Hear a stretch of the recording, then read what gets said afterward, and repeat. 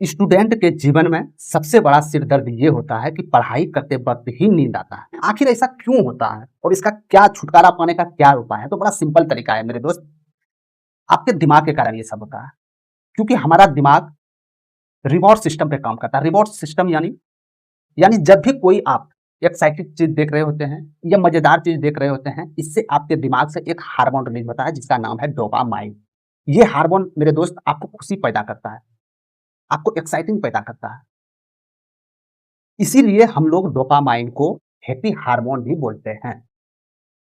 लेकिन पढ़ाई पढ़ाई तो कोई मजेदार चीज नहीं है। आप किताब पलटा रहे हैं और पढ़ रहे हैं या कोई भी सवाल आप बना रहे हैं, इसमें तो कोई भी खुशी वाली बात नहीं है मेरे दोस्त। तो इसी के कारण आपका डोपामाइन वहां पे कम रिलीज होता है, जिसके कारण आपको आलस और नींद की समस्या आती है। तो अब इसका छुटकारा कैसे पाया जाए? तो बड़ा सिंपल सा तरीका है। इसका मेन कारण तो डोपामाइन ही है ना। डोपामाइन के कारण ही नींद आता है आपको। एक काम करते हैं, डोपामाइन को बेवकूफ बनाते हैं। अब कैसे डोपामाइन को बेवकूफ बनाएंगे? तो सिंपल 4-5 तरीका आपको फॉलो करना है, कहीं भी आपको दिक्कत नहीं। नंबर पहला, जब भी आप सवेरे उठते हैं, कम से कम मेरे दोस्त 1-2 घंटे आप मोबाइल अपने से दूर रखिए। अब मोबाइल दूर रखने से इससे क्या होने वाला है? तो बड़ा सिंपल तरीका है कि यदि सवेरे-सवेरे उठ के आप यदि मोबाइल चलाते हैं मेरे दोस्त, तो आपके दिमाग को हाई डोपामाइन की आदत हो जाती है, जिसमें आपको पढ़ाई करने में बाद में मन नहीं लगने लगता है। बात समझ में आया? पहली बात, आपको मोबाइल सवेरे उठ के 1-2 घंटा नहीं चलाना। दूसरी नंबर, पढ़ते समय फ़ोन को आप दूर रखें।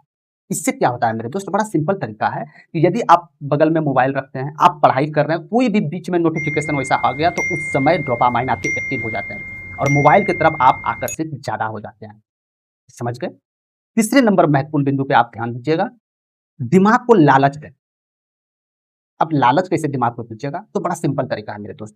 कोई भी चैप्टर आप पढ़ रहे हैं, कोई भी, चाहे आप कोई भी सब्जेक्ट हो आपका, कोई भी चैप्टर पढ़ रहे हैं, तो आपको दिमाग में ये सेट करना है कि ये चैप्टर कंप्लीट करके आपका जो भी फेवरेट है, चाहे आपका वो गेम है, चाहे वो मूवी हो, चाहे आप वो रील देखते हैं, ये चैप्टर खत्म करने के बाद वो काम करेंगे। इससे क्या होगा मेरे दोस्त? आपके दिमाग में एक संदेश पहुंचेगा डोपामाइन के पास, भाई जल्दी सिलेबस कंप्लीट करो बढ़िया से, इसके बाद हम जो मेरा फेवरेट है वो हम देखेंगे।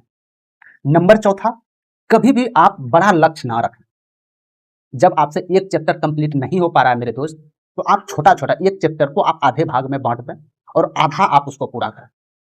इससे क्या होता है मेरे दोस्त? आपके डोपामाइन एक्टिव होते हैं और वहाँ से आपको पढ़ने का आगे मोटिवेट पैदा होता है और आप आगे सही तरीका से पढ़ाई कर पाते हैं। लास्ट नंबर, 5वां नंबर, बड़ा महत्वपूर्ण बिंदु है, बड़ा गौर इस पे कीजिएगा। जब भी आप पढ़ाई करते हैं, तो सिंपल ये नहीं कि आप लेट के पढ़ रहे हैं, कहीं भी चलते-फिरते पढ़ रहे हैं, ऐसा नहीं करना। आप कहीं भी आराम से बैठ के पूरा शरीर को 90 डिग्री एंगल पे रख के आप बैठ के पढ़ सकते हैं। और जब भी आप पढ़ाई करें मेरे दोस्त, तो हाथ में आपके पेन होना चाहिए। पेन या मार्कर, जो भी चीज पढ़ रहे हैं आप उसको अंडरलाइन करते चलिए, या तो आप एक शॉर्ट नोट्स रखिए साइड में, वहां पे आप लिखते चलिए। इससे क्या होता है मेरे दोस्त? आपके दिमाग बिजी रहता है। इन सब महत्वपूर्ण बिंदु पे यदि आप फोकस कर लिए मेरे दोस्त, तो 99% संभावनाएं हैं कि पढ़ते वक्त आपको आलस नहीं आएगा। जाते जाते मेरे दोस्त, आपको ये बताना है कि डोपामाइन दिमाग के किस भाग से उत्पन्न होते हैं। आप कमेंट सेक्शन में जवाब जरूर दीजिएगा। धन्यवाद।